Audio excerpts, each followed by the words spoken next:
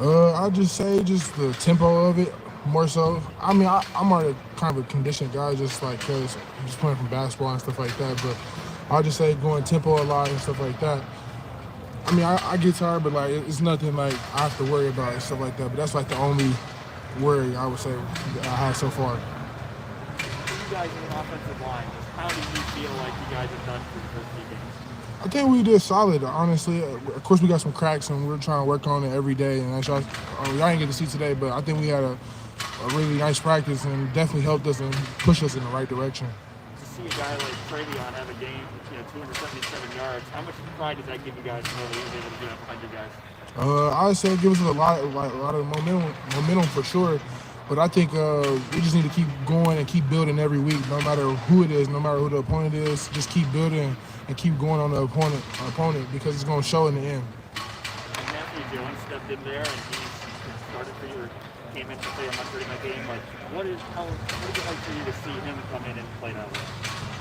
It's nice for Matt just knowing him, like just being patient and always just staying the course. And never know with him, he's just gonna be thrown in there, right, left, center. It just don't matter. And I just love Matt. Of course, we got the same last name, but we're no relation. But he's always gonna step in there and do his job for sure for the Buckeyes. Well, how quiet is he? Matt's pretty quiet. I mean, he go in there and you don't really hear much from him, but you definitely see him on the field and on the film. You'll see him a couple times. You get a lot of like crackback blocks and on guards, but you'll see it on film and just be like, wow, like that's Matt. That's him speaking in his language. And I understand he's quite the card expert. Yeah. I mean, just from what I've seen, he loves cars. Coach Stud calls it the motorboat out there, but it goes pretty fast. His little car out there, but he knows everything you can think of about for cars. But that's all I know about Matt. That's all he knows is cars and tools. And blocking? Yeah. And blocking people. Dawand, how have you seen Luke Whippler kind of settle into the starting center role, making the calls, kind of getting you guys pointed in the right direction? I just say I've seen him work all season. Honestly, it started in the spring. It starts with everybody in the spring. It started with me. It started with Luke. It started with Paris. It started with the whole line. So for him, like it was no surprise. Like he was in the room more than me, the line room. And so for him to do that, I mean, I'm just not surprised, honestly. It was. I don't think anyone expected him to start the opener on the road against a pretty good Minnesota team. How did you see him handle that? I mean, that's how we come from, just next man up. Honestly, just the program is we come from the O-line group.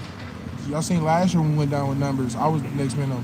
Luke was the next man up. Max Ray, everybody was the next man up. And we got it done at Michigan State against with our tools. Well, in all five positions, there's a new starter. How do people kind of underestimate the challenge of that? Not just that you have to learn right tackle, but just gelling together. That's a tough question, but I'd say honestly, just we have a deep bond. Honestly. So with us having that bond, it translates over to the field, and so with us off field having that bond and then having it on field, it really just helps us out because like me and Paris trust each other on B block that we're gonna get movement and.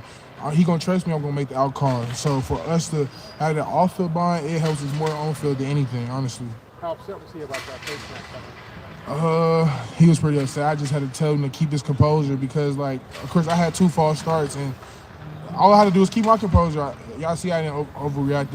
I was very surprised that they called that, but I just told him as a kind of an older guy, you just gotta keep your composure and just keep your head up. Like, go to the next play. Like, that's all you gotta worry about.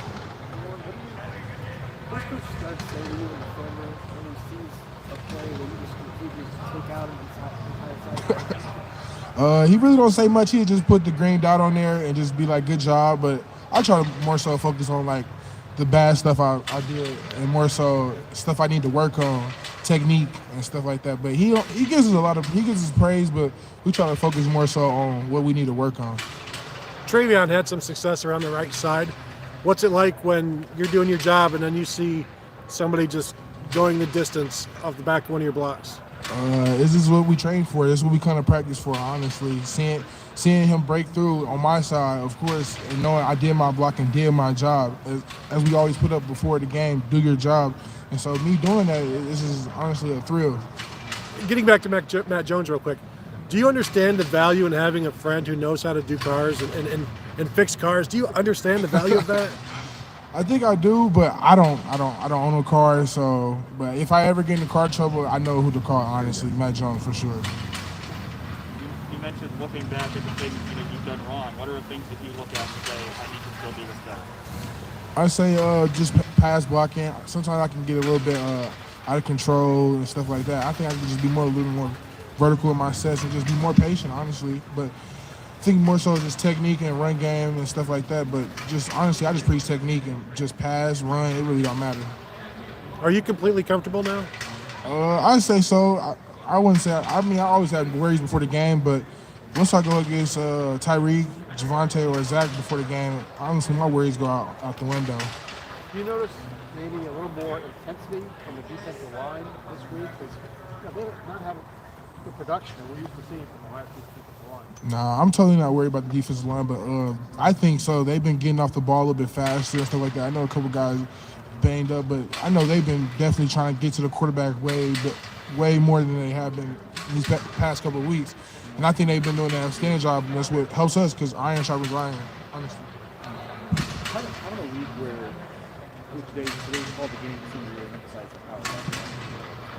How much does that help you guys kind of get that root back, get that I say this is perfect for us, honestly, with the way their defense is set up. We can just, I don't know, we win the ball, we can pass the ball, it really don't matter. We got weapons all around.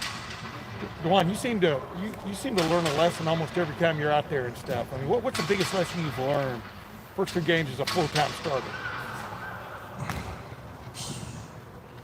I don't know. Can I come out? Yeah, well, I guess, for example, there was a couple of plays last week when you seemed to crush the entire defensive line. Then there was a blitz pickup where they ran a blitz at you and Master Teague, and both guys came free because there was a little bit of them. I mean, what did you learn from for that? Okay, I see what you're saying. Yeah. I say I just learned from it. We go to the sideline, go to the drawing boards, and just figure out what we did wrong.